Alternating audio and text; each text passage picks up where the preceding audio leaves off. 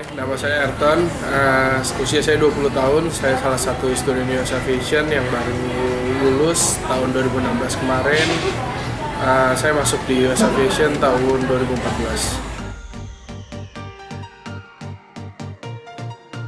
Jadi US Aviation itu sebenarnya untuk sekolah, kalau dibilang bagus apa enggak sih, saya bilang bagus. Kenapa? Karena sekolah US Aviation ini dari kebanyakan flying school yang ada di Texas ya, North Texas saya bicara, itu yang paling besar yang saya tahu itu di US Aviation. Paling tahu dari segi pesawat, fasilitas memang yang paling besar US Aviation, walaupun memang muridnya juga banyak. Tapi semua kalau buat saya overall berimbang.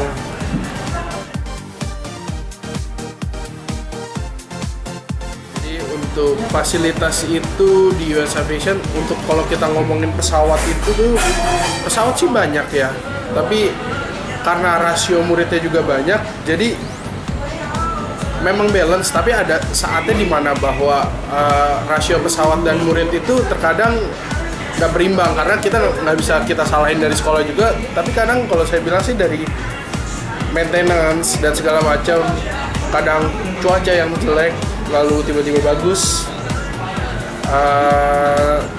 Jadi kadang pesawat maintenance dan cuaca tiba-tiba bagus, disitulah kendalanya untuk fasilitas pesawat sendiri. Tapi untuk simulator mungkin nggak ada masalah. Untuk simulator dari saya, untuk fasilitas akomodasi cukup bagus saya rasa.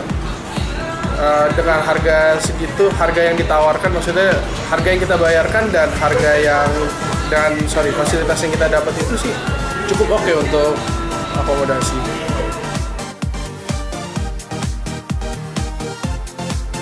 Jadi untuk sistem belajar di US Aviation sendiri ini nih kan dibagi dari 3 tahap. Jadi ada PPL, CPL, dan instrument rating. Jadi di setiap tahapnya itu, sebelum kita mulai terbang, kita itu ground school dulu. Ada ground school 1 bulan setiap tahapnya itu. Setelah kita pas ground school, jadi boleh dibilang itu sekolah teori. Jadi setelah teori kita mulai terbang. Dari saat terbang itu ada stage 1, stage 2, stage 3, dan yang terakhir EOC, yang itu tuh like final exam-nya gitu.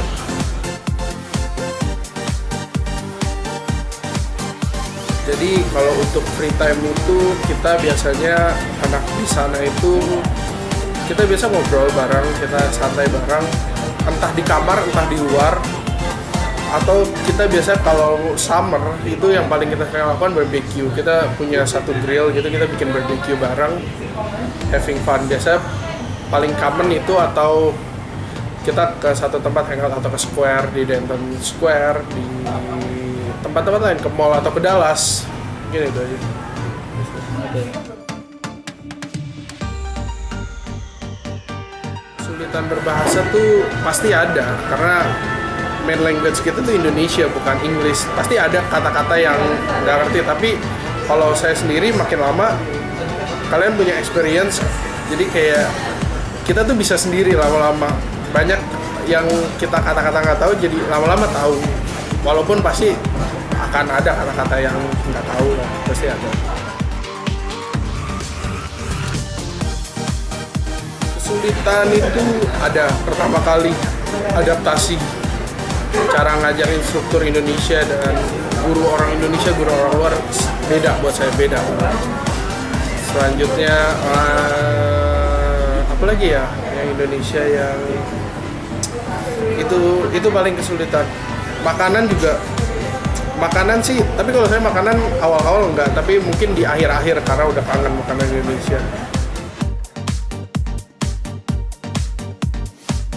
Jadi ujian tiap step itu ada 3 ujian, ada teori, written maksud saya, ada oral, dan satu lagi terbang. Jadi untuk misalkan dapat private pilot atau dapat instrument rating atau dapat komersial, kalian harus lulus di ketiga ini baru kalian dapat license.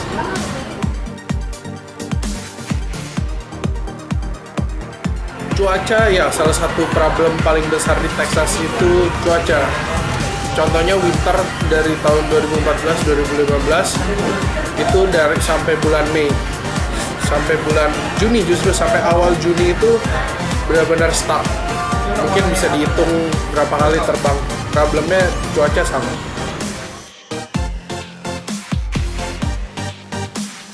Feel saat first solo itu senang tentu, karena buat ngedapetin solo itu nggak mudah karena ada ujiannya. Buat saya ujian yang paling berat itu saat first solo. Feel-nya itu benar-benar kayak pertama kali you become a real pilot.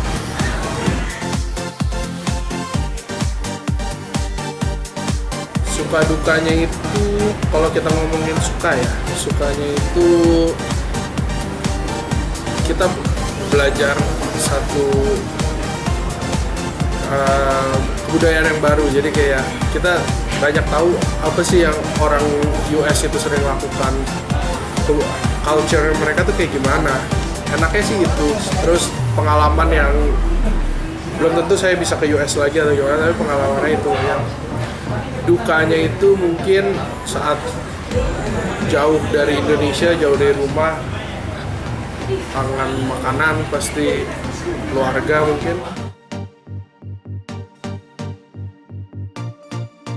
Jadi endorsement sudah selesai, saya di BIFA kurang lebih prosesnya itu sekitar 1 bulan endorsement. 1 bulan itu hanya training kalian dari ground sampai flight. Lalu untuk license itu nunggu. Untuk endorse itu kesulitan sih adaptasi, karena saat terbang di US sama di Indonesia 180 degree berbeda.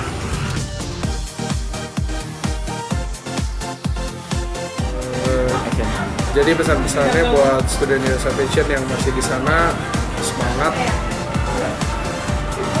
Masih banyak hal-hal yang nggak enak buat kedepannya, masih banyak hal-hal sulit kedepannya, terutama saat sampai di Indo banyak hal-hal yang nggak sesuai yang kita harapkan di sana.